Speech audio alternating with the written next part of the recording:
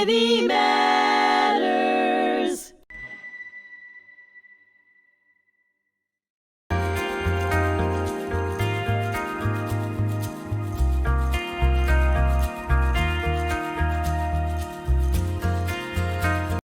Hello, everyone. This is Donna Rosenblum, Director of Education here at the Holocaust Memorial and Tolerance Center. And welcome to our podcast, Legacy Chronicles. Today is a little bit different. We have author Daniel Brook here, who is going to be speaking about many things. We're very excited about our podcast today. And thank you so much for joining us. I'm really so honored for you to be here at hmTV. So thank you. Thank you so much for having me. No, you're very welcome. So let's start off by talking a little bit about you before we get into the book and talking about this very important person in history. How did you get into becoming a journalist and an author? Well, I grew up in Nassau County, in Great Neck. Born in Brooklyn, raised in Great Neck. So I'm back on my native island for Always a a good. days. I can hear the accent a little bit. I know it comes back. It comes back. Watch out. You never get rid of it. Actually, I wrote a book review about the New York accent for the forward. You can look it up. All right, I will. It's about my own struggles with it. I'm going to.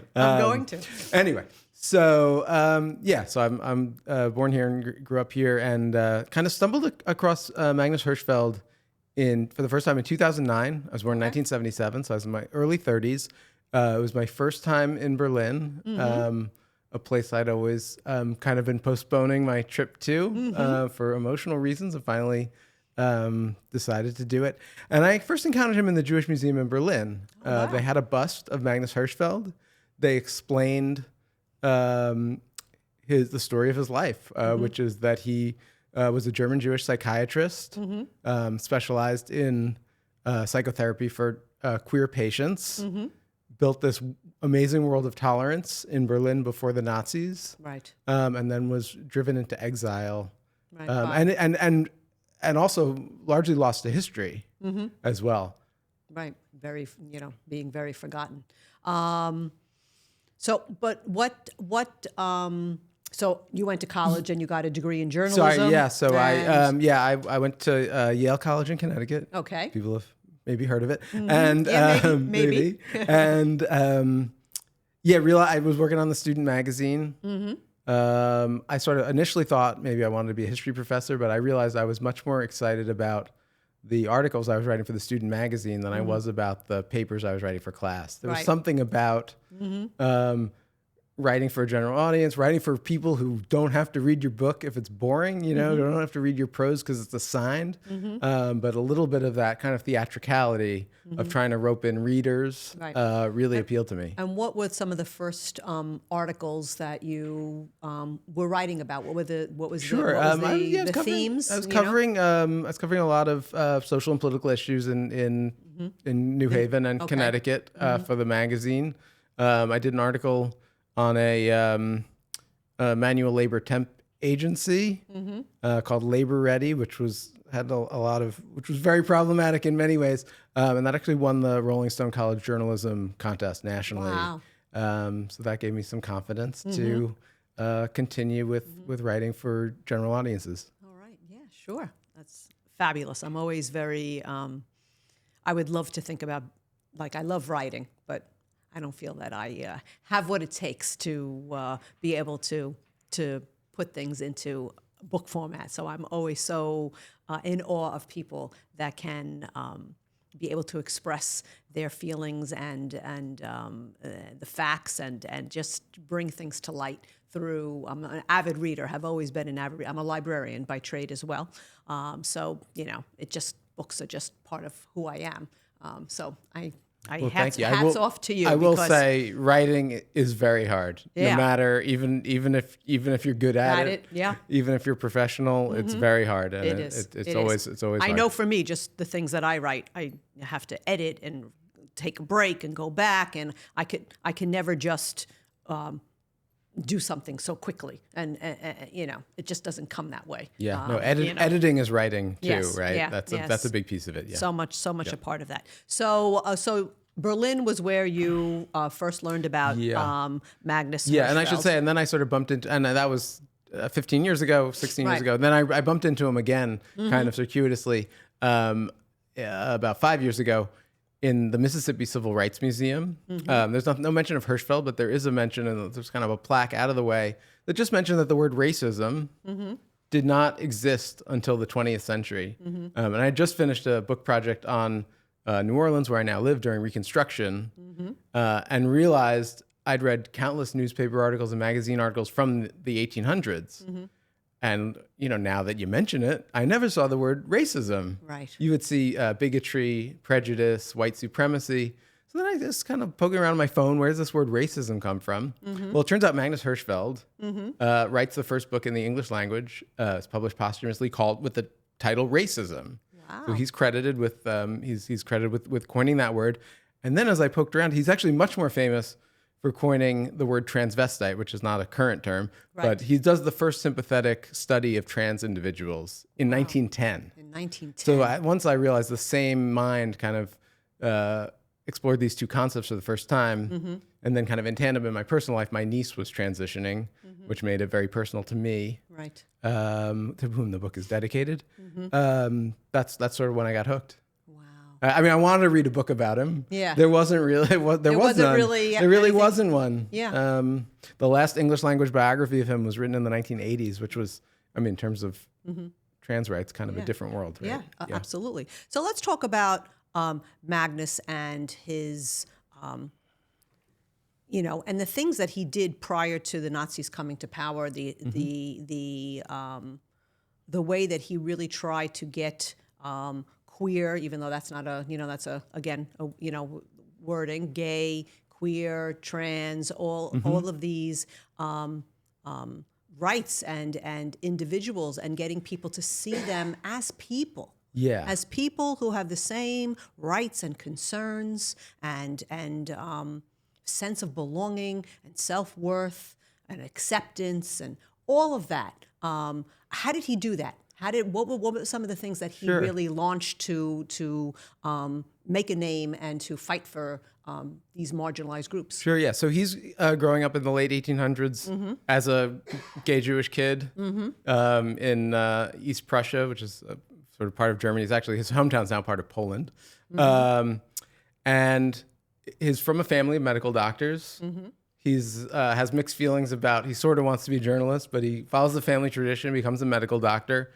And he becomes a psychiatrist and specializes in treating queer patients. I mean, there are many, as you can imagine, there are gay men and lesbians growing up in this society who were, being blackmailed, who were suicidal. And he's teaching them, that his theories, which are that your sexuality is inborn, and that you should accept yourself. Kind of the best, some of the best prescription for a gay man or a lesbian would be a boyfriend or a girlfriend. Right. He suggests. And then in 1896, he publishes a pamphlet anonymously calling for equal rights for gays. Men who have sex with men in Germany at that time, it's a crime punishable by a prison sentence. So he's advocating to overturn this law and for wider social acceptance. Then he moves to Berlin soon after publishing this pamphlet and begins this lifelong campaign to abolish this law, but also to create physical space in Berlin and beyond, where people with all kinds of gender nonconformity or same-sex attraction can feel comfortable. And it culminates in 1919 when Germany becomes a democracy. Hirschfeld opened something called the Institute for Sexual Science in the middle of Berlin, the heart of Berlin, like a 5-10 minute walk from the Reichstag, the parliament of the country, 5 or 10 minute walk from the Lehrte Bahnhof. This is the main train station where tourists come to Berlin and visitors come to Berlin. And this institution is a clinic, a psychotherapy clinic. It's also a surgical clinic where some of the first gender-affirming surgeries are performed. It's a think tank.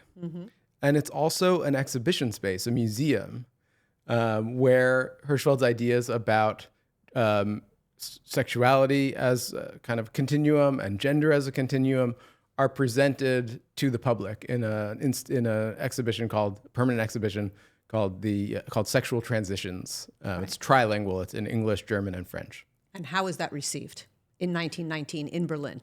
It depends who you ask. yeah. It attracts a very wide swath of opinions. So it's surprising to us. I mean, actually, many people do kind of end up accepting his ideas about gender and sexuality. The Berlin police begin issuing these trans passports, they're called, where individuals who feel that they need to wear clothing that doesn't conform to their sex assigned at birth are given a permit to wear it. Wow. He in tandem, with the city is kind of creating all of these queer and trans nightclubs and social clubs too. Right. Cabaret kind of things. Yeah, he works on. I mean, it's amazing. He makes a gay rights silent film. He writes the foreword for a book called Berlin's Lesbian Women, which has got to be the world's first lesbian travel guide. Which is it's a guide for lesbians visiting Berlin to lesbian-friendly bars.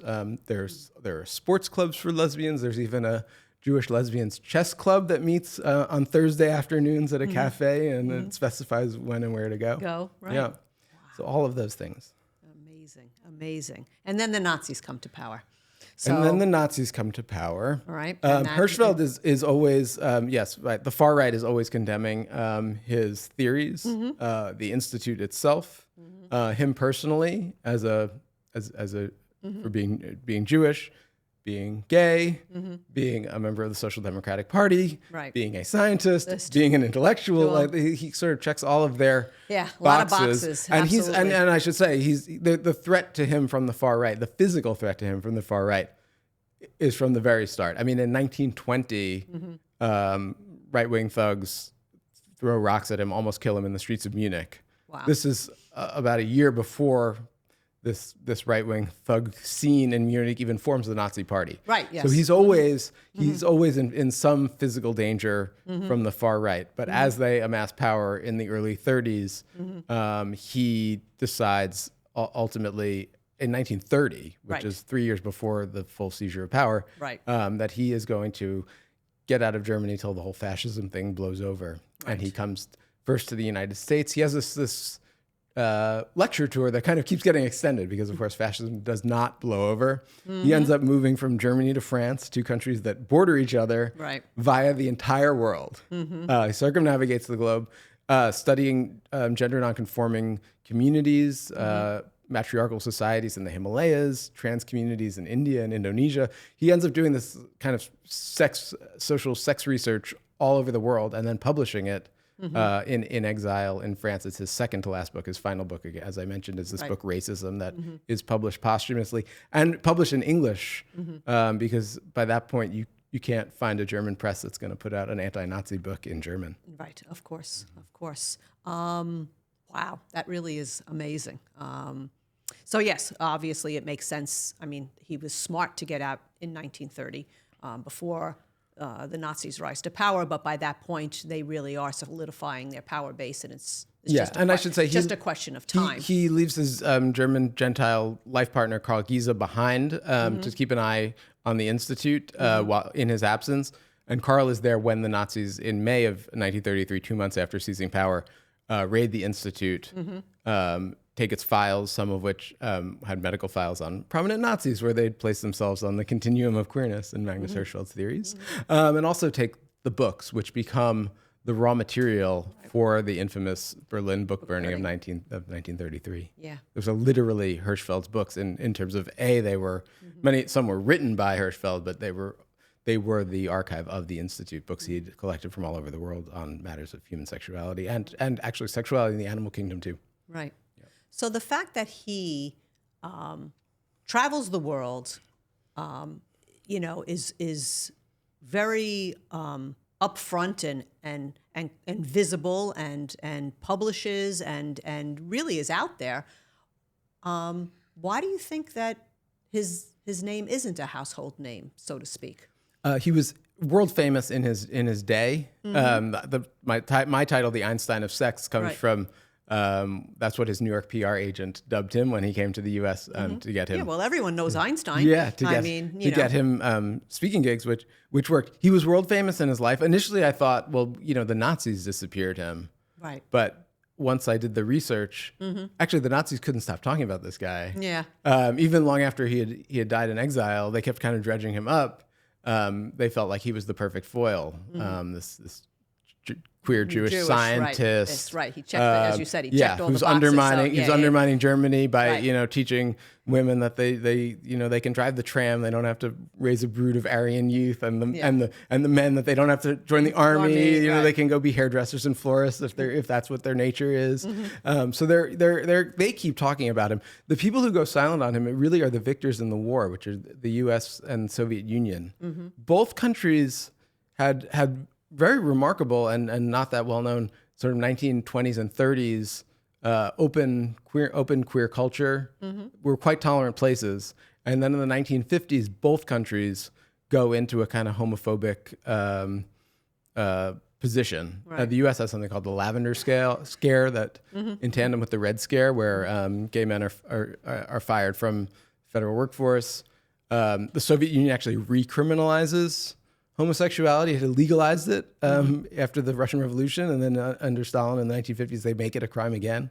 So that's really where the blame lies. And then I think by the time I was going to having Holocaust education as a youth on Long Island in the 80s and 90s, I think it's sad to say, but I think there was a sense that you want to tell a bunch of 10-year-olds about mass murder, go right ahead. But we can't mention homosexuality. That we can't talk to the youth about. Yeah. And in some ways, this is like a work of reparation so people learning today don't have that gap. Right.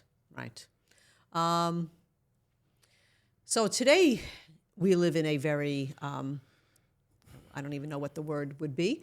We live in a world that's got a lot of issues, and there's a lot of things to be concerned about from all sides, from all levels. How do you think Magnus would feel about 2025? I think he would be very concerned. His core idea, which is I try to sort of tease out through the story of his life and his works, is really one big idea, which is that humanity is this kind of seamless continuum, and all of these divisions that are imposed are arbitrary, and actually say more about the people making the division than they do about the people being divided. Right. So he sees, instead of seeing sort of people as being gay or straight, or bisexual, he sees people as being straight-ish or gay-ish or bisexual-ish, and everyone kind of has a unique level of attraction to their own sex and the opposite sex. Instead of seeing people as definitively men and women, he sees every person as a mixture of masculinity and femininity. And he actually has this formula where he computes over 43 million possibilities of different admixtures of masculinity and femininity that can exist in any person. And then in his final book, Racism, which is a takedown of Nazi race theory, he argues that these supposedly hermetically sealed racial categories like Aryan and Semite or white and colored in the United States are lies, that actually people's backgrounds are much more complicated, and almost everyone who identifies has a little of something. Everyone has a little bit of something. And he actually says he has a great line. If there's a blood test one day, the anti-Semites will not be gratified with the results. Now, as it turned out, it wasn't a blood test; it's this cheek swab, right? But at this point, so many of us have done them, and you see. I mean, in my own, your DNA, I see my own background is already mixed in a Nazi sense in that I'm part Ashkenazi Jewish and part Norwegian. But beyond that, on my test, those two parts of the world were highlighted. But so there was a little bit of Ireland and a little bit of India and a little bit, he's like, we are. So Hirschfeld says, our race is something we're much more mixed than people want to believe. And our race is really only shared by our biological siblings, if we have any. I mean, basically, a race is a record of all the reproductive sex all your ancestors had, whether they talked about it or not, or whether they knew at the time whose father was whose kid, and Right. Yeah. So, what do you think Magnus's words of wisdom would be? Like, what would he say to today's gay, trans, queer, bisexual, LGBTQ plus, like in general? What would he want them to to take home? What would be Yeah. his I mean, line? Of course, he would counsel them towards self-acceptance, but he would also explain that all the self-acceptance in the world doesn't work unless society is changed, and society is a tolerant society. Right. I think he'd be advocating very strongly against many of the anti-queer legislation we're seeing. Also think he would warn us against the dangers of ultranationalism. That's a part of his life. He goes around the world. He goes through the British Empire. He's concerned about imperialism. He actually goes to British occupied Palestine, and is concerned about ultranationalism on both his side, the Jewish side, and the Arab side as well. So I think he would be warning us, as he says in his book in 1938, he warns us against what he calls the poison gas of racism. Right. It's a terrifying, prescient statement, and unfortunately, we still need to heed it today. Yeah. The extreme, that people just can't just be acceping. Yeah, no, that there's just does it really matter? Yeah, but I mean, anytime at the end of the day, anytime he sees someone presenting a kind of us-them dichotomy. Yes. He says no. Look more closely. Between us and them. There's a lot of middle ground there. Exactly. And, see who's the us's have some of the thems in them, and the thems have some of the us's in them, and that these categories are sort of trumped up to create intolerance. Exactly. It's a deflecting. Yep. And it works. Unfortunately, it works. And in the interest of people with power or people seeking power, it's a way. It's quite transparent. I mean that's as you see in the book, like the anti-queerness of the Nazis is very instrumental. I mean, actually, one of Hitler's right-hand men is gay, and Hitler knows it, and Hitler doesn't seem to mind, and then he begins to view this fellow Ernst Röhm as a threat. Yes. That he might get too powerful, he might become more powerful than Hitler, and then Hitler has him rubbed out. And then in explaining why he had to be assassinated, Hitler says, well, he was gay, and that's unacceptable. But Hitler, that was a completely transparent power grab. It wasn't that he was exercising. It should be said, there were plenty of people in the Nazi Party who were sincerely incredibly homophobic, and it actually empowered them, and they began persecuting gay men and lesbians in Germany. But it wasn't engineered that way by Hitler. Yeah. Wow. Do you want to? We're kind of wrapping up our session. Is there a particular passage that you might want to read in closing? Sure. Just I mean, I know there's so many, but I'm happy to read. That would be great. A passage from the end of the book that explains his theories. I mean, I've explained it a little bit speaking, but it's writing is always clearer. It should be, because he's been edited over and over, as we discussed. Though Hirschfeld did not live long enough to survey the long arc of his thought and publish an overarching theory of the social sciences, a grand unified theory of everyone, he'd all but conceived of one. Beginning with sexual orientation, then moving to gender, and finally to race, he had discerned that all social science categories are relative. Our world is made up of billions of unique humans. Each of us occupies our own point on the continuum of sexual orientation, a sexual minority of one. Each of us is our own distinct mix of masculinity and femininity, a gender unto ourselves. And each of us is a racial mosaic of all of our ancestors, a race shared by none but our biological siblings, should we have any. Those who divide this seamless continuum of humanity into groups can only do so arbitrarily. These categorizations speak volumes about the social scientist, or the party, or the demagogue imposing the categories, but say precious little about those being categorized. Embracing a category, as Hirschfeld himself did in coining transvestites, can only be justified as a means to win an equality that never should have been denied to begin with. The power of this theory is ultimately why Magnus Hirschfeld had to be the Nazis' public enemy number one. His threat to Nazism went beyond his particular identity as a gay Jew to his ideas about identity itself, It wasn't the box he checked, but his thinking outside of all boxes. If the divisions that the Nazis put so much stock in, heterosexual and homosexual, Aryan and Semite, masculine and feminine, were themselves human creations, not independently existing scientific categories, then the hierarchical system they were building stood upon a faulty foundation. Wow. That was beautiful. Really beautiful. Oh my goodness. Like have chills. Yeah, well, that kind of really does sum it up and says it all. And your book, Einstein of Sex, I hope is a bestseller. Wouldn't that be great? That would be great. And maybe with other things to come. And a movie, if it's And turned into a biopic, if anyone's a listening. Netflix miniseries, Yes. right? Yes. There's lots of potential here. Yeah. But thank you so much for coming on the podcast today and sharing your insights and knowledge. And I wish you the best of luck with the book. And thank you again, and hope you'll come back for the next time for the next book. Thank you so much, Donna. You're very welcome. Great to Thank be you, here. everyone, for being on our podcast and listening. Like, share, and subscribe. And please go out to your public library or to your famous bookstore and get yourself a copy of The Einstein of Sex. Thank you so much. Have a great day.